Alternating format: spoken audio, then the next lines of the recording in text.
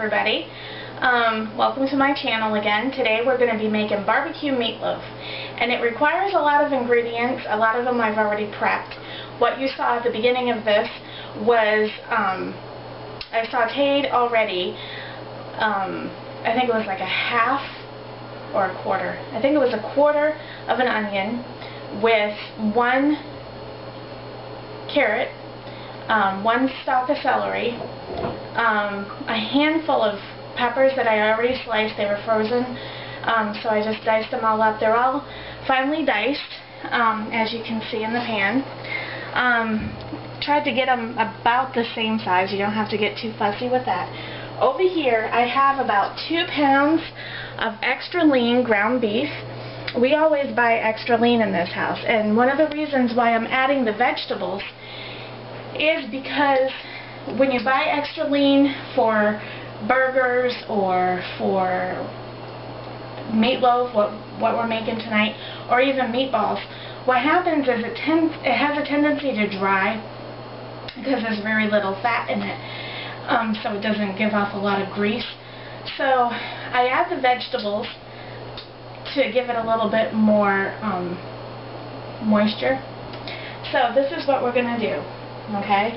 We're just going to get really messy, and we're going to be using our hands for this because the best kitchen tool are your hands. And don't worry, my hands are clean. So I'm adding all the vegetables, and I used coconut oil to saute these vegetables in. And coconut oil, if you look it up, it has so many health benefits. It's not even funny, and it's not very saturated in a lot of fat. From here, I'm going to add 1 beaten egg. It's loosely beaten. And then we're going to add some seasonings. Look at all that. I have Chicago steak seasoning here. It's one of those grind ones. I'm just going to add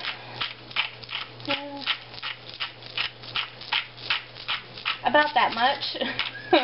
I can't tell you measurement-wise what that was, but about that much. And then we're going to add some granulated garlic, which is about that much. And then we're going to add some Worcestershire sauce. That's such a funny name to say. Worcestershire sauce. I don't know how you pronounce it, to be honest with you. I don't think anybody really knows. And that's just a couple of dashes.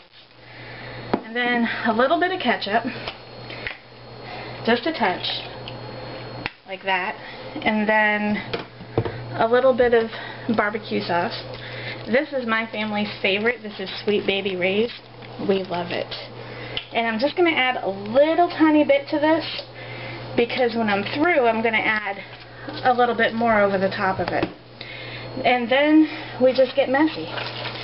So you don't want to work this too much because as your hands heat up doing all this, the meat's going to heat up too, and then it's not going to come together very well. You basically just want it together. A little trick that I do is I stop mixing once the egg is incorporated. Once the egg is incorporated, I'm done mixing it. The eggs and the vegetables. And I can basically, if any kind of vegetables pops out, I can work that in too. So now we're going to add our breadcrumbs that we made earlier. And I just kind of eyeball it. If it's too dry, I'll add a little bit more liquid. If it's not dry enough, I'll add a little bit more breadcrumb. So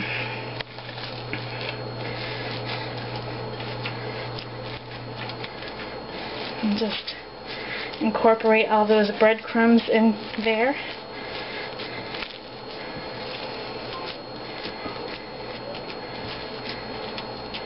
And like I said, those vegetables, it's going to give it a lot of moisture. So if you want to use a higher fat grade of meat, go ahead. Do whatever your preference is. This is just how I like it and how my family likes it. Okay, so what I have here, it's all pretty much incorporated, and it's kind of where I want it to be. So, wait a minute. Let's set that down. I grab my pan, and this is just an old pan I think my mother gave me years ago. And I always, some people put meatloafs in loafing pans, and I like the crispy texture that the meatloaf gives out, so I just kind of do it in a cookie sheet and kind of form it. It doesn't have to be perfect.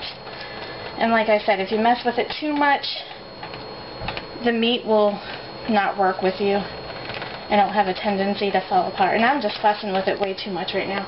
So let me wash my hands. And then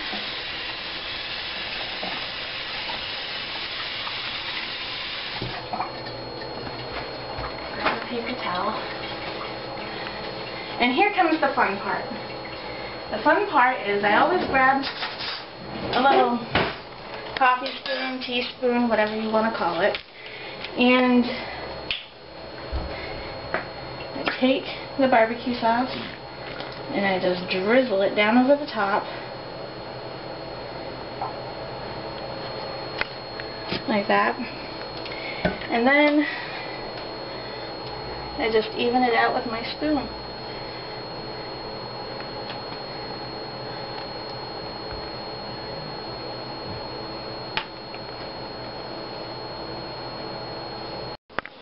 Hi everybody, sorry about that, our camera timed out on us. So anyway, this is what it looks like when we get all the barbecue sauce on there. And you want to set your stove to 350 degrees Fahrenheit, and it's going to cook for about an hour and 10 minutes. So in an hour and 10 minutes I'll be back and I'll show you what it looks like when it's all done. And believe me, it's delicious. Live, laugh, and love, everybody.